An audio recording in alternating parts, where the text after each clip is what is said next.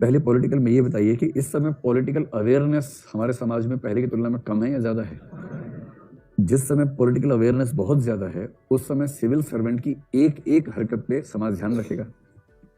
तो पॉलिटिकल वाले में देखिए, पॉलिटिकल अवेयरनेस बहुत ज़्यादा है, इसलिए सिविल सर्वेंट्स का हर फैसला पब्लिक स्क्रूटनी के दायरे में है, जनता उसका मूल्यांकन करती है। और दूसरी बात देखिए, सोशल मीडिया का जो प्रभाव है, अगर सिविल सर्वेंट एक भी ऐसा स्कोप दे देगा, जो न्यूट्रलिटी का नहीं है, तो सोशल मीडिया के माध्यम से इतनी ज़्यादा उसके खिलाफ राय बन जाएगी कि शायद वो जीवन भर उस तक को पहुंच नहीं पाएगा। तो जनता की राजनीतिक चेतना बढ़ने से और दूसरा सोशल मीडिया का प्रभाव बढ़ने से सिविल अधिकारी पर दबाव है कि वो हर समय राजनीतिक तटस्थता सुनिश्चित रखे। और जो निष्पक्षता है वो क्यों रखे? क्योंकि ये जो अवेयरनेस बढ़ी है, केवल पॉलिटिकल बढ़ी है, सोशल भी बढ़ी है। सोशल में देखिए कि वंचित वर्गों में पहली बार अधिकार की भावना पैदा हो गई है। भाई, दलित समाज जो आज से 100 साल पहले तक लगभग अति वंचित समाज था, अभी भी अति वंचित है, लेकिन मैं कुछ और कहना चाह रहा हूं। उस समाज में सबसे पहले ज्योतिबा फुले, सावित्रीबाई फुले ऐसे नेता कुछ हुए जो बहुत एग्रेसिव नहीं थे।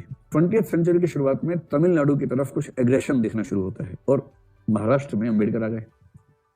तो एग्रेसिव पॉलिटिक्स, लेकिन अंबेडकर की सारी पॉलिटिक्स संविधान के दायरे में है, वो संविधान का उल्लंघन करने की बात नहीं करते हैं, संविधान के दायरे में है और संविधान ही लिखने के मूड में है, लिखा भी है, शानदार लिखा है।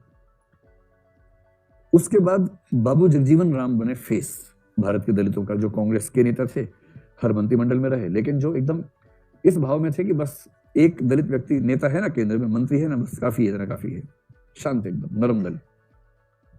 इसके जवाब में काशीराम बीएसपी लेकर आए, पहले DS4 लेके आए, फिर बीएसपी बनाई, जिसमें सुश्री मायावती उनकी उत्तराधिकारी बनी। उनमें एग्रेशन था और काशीराम के एक थप्पड़ ने एक पत्रकार को नेता बना दिया था।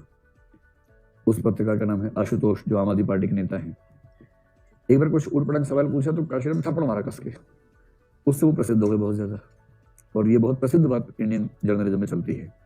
बहरहाल, मायावती में एग्रेशन है, लेकिन आप देखेंगे मायावती का एग्रेशन पिछले कुछ साल से नहीं के बराबर दिखेगा आपको। इधर जो नया एक तेवर आ गया है, चंद्रशेखर आजाद आ गया है, जो खुद को रावण भी कहता है, भीम आर्मी, उसमें एग्रेशन इतना जबरदस्त है।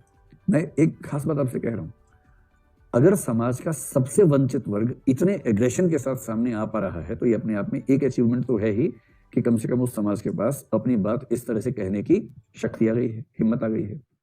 ये हिम्मत अपने आप में कितनी संवैधानिक सीमाओं में रहेगी, कितनी रहेगी, उससे बात अलग से कर सकते हैं, लेकिन ये तो है ही।